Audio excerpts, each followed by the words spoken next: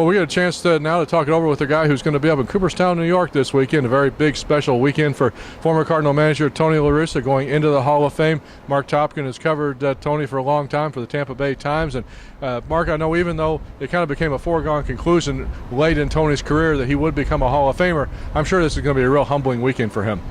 I think it really is, Rob. Talking to some of his family members, talked to his sister yesterday, and talking to Tony on a couple of conference calls this week. And I think, there's still a little bit of that reality for him that, when he actually gets to Cooperstown, I mean, he's working on the speech and everything, but, his thing all along on this has been, I don't belong in this group. I can't allow myself to ever think I really do, even though I'm there. And maybe when he actually gets there, he'll believe it. But Tony LaRussa, definitely a worthy Hall of Famer. And I think his reaction, we kind of got a hint of it, what was going to be when the announcement was made at the winter meetings that he was going in, part of this class, really a phenomenal class of managers, Joe Torre, another former Cardinal manager going in, as well as one of his longtime opponents, Bobby Cox. And then you got the players going in, Frank Thomas, Greg Maddux, and Tom Glavine. So it'll be kind of, I think he's going to be caught up in the moment. Yeah, and it's a fascinating class because there's so many interconnections between them all. I mean, Torre and LaRussa here, as you said, the two Braves pitcher, the Braves manager, Tony LaRussa, actually with some Braves connections in his past. So there's a lot that goes into this. It's going to be really interesting to see. The speeches, I think, are going to be tremendous. I think they're expecting possibly the largest crowd they've ever had between all the different people, especially for Torre coming from all over New York. So I think it's going to be a tremendous weekend. And I think for Tony LaRussa, finally the moment of realization that, yes, that actually is happening, Tony. You are in the Hall of Fame. And what's it mean for the city of Tampa? Because obviously St. Louis has a lot of guys who played here, managed here in the Hall of Fame. Red Shaney's, Whitey Herzog among them. And then, of course, the players, Sam Musial, Lou Brock. But Tampa Bay, doesn't have a whole lot of history as far as the Hall of Fame is concerned. Obviously, the franchise is new, but even the older players who grew up and kind of came from there. Yeah, it's really actually kind of interesting, Rob, because you think of Tampa as being such a hotbed of baseball, and there are so many great players who come from there. But when you actually break it down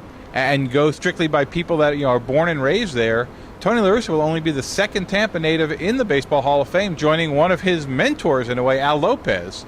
Wade Boggs is in the Hall of Fame. He moved to the Tampa area at the age of 12, actually born in Omaha, Nebraska. But for all the great players, and there may be more to come, but Doc Gooden, Tino Martinez, Steve Garvey, guys like that. Gary Sheffield's going to come on the ballot here shortly, but no one else Hall of Fame caliber. Now it'll just be those two guys, Al Lopez, Tony LaRussa, and both as managers.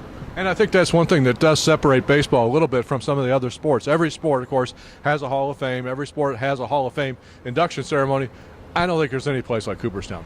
No, and that's, maybe gets lost a little bit on the more recent generations where they kind of just react to, whatever the news of the day is. But, the Baseball Hall of Fame is the most elite, the most selective, the hardest to get into, the smallest membership, and I think the one that just carries the most prestige. I mean, to be in the Baseball Hall of Fame is just that incredible upper echelon. And in other sports, I think it's more where they vote. Football, they vote a certain amount in every year. As we know in baseball, there may be years when there aren't people voted in. It's that elite and that selective a group. Do you have any favorite Tony LaRussa memories in your long career covering him? I don't know if I have any one great story because in fact, it probably would be coming here a couple of years ago. The Cardinals were going to come and play in St. Pete. It was going to be a big deal for Tony to get to manage back there. And I came here actually on an off day during a road trip and was set up to have some time with him. And I got here and it was just a typical day in the life of Tony LaRussa. The Indiana University basketball coach was in his office. The Green Bay Packers football coach was in his office. 2 or 3 other FOTs, friends of Tony, were in there. And I think I got 5 minutes in the walkway going out to the field. But this just had Tony operated. There always were people around. I mean, he sought out great leaders. He sought out great advice. And, you knew when he had something to say, it was going to be interesting. And that's why I think his speech will be fascinating as well, because obviously he's got 33-year manager career to work in there. All the people who had a role in that, I'm sure, are going to be mentioned. He even in his talks and remarks at the winter meetings, talked about a lot of people. Roland Heeman, George Kissel, of course, here in St. Louis, and some other people. But I think one of the things about Tony LaRussa too that is, obviously he was a kind of a interesting figure during his Cardinal career. A lot of people liked him, a lot of people didn't like him, but the one thing you have to give him credit for, like him or don't like him, is that he put in the time, he put in the effort, and there's nobody who can deny how hard he worked at his job. Yeah, and just talking to people here around the ballpark the last couple of days, talking to people at the All-Star game, and you asked them, and one of the things I did ask them was, what is the characteristic that stands out most about Tony LaRussa?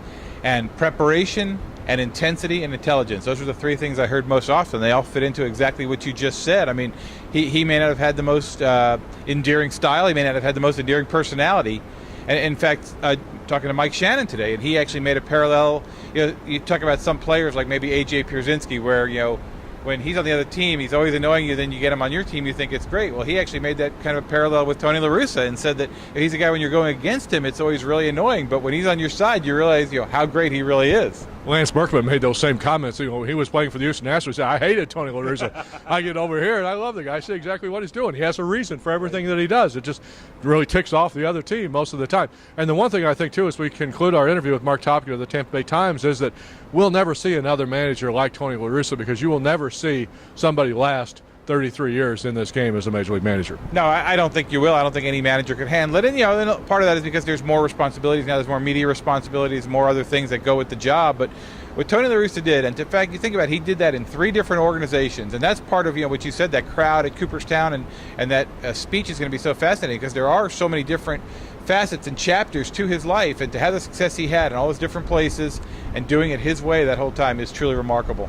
It'll be fun to watch. Marc, thanks for the visit. Anytime, Rob, you know that. I do have to ask you, I guess, before we leave, though, David Price, what's the latest? He's getting on the plane with the Rays. Sorry about that. He's for all the great fans. We couldn't trap him here in town. Exactly. All the great fans of St. Louis, unless they want to block the bus on the way to the airport after that game Wednesday night. But you know what? It's really going to be fascinating to watch, because the Rays have played themselves back at least into the brink, if not fully into contention. They're 4.5 out of the wild card in the American League as they leave here Wednesday night, and 8 out in the division still. And it seems to me that trading David Price would just obviously let the air out of that for that team.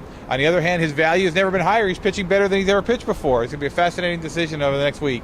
Well, we got the Hall of Fame ceremony coming up in Cooperstown. Then, of course, the trading deadline next Thursday. We'll have it all covered for you here on the StLSportsPage.com. Rob Raines reporting. Thanks to Marc Topkin of the Tampa Bay Times.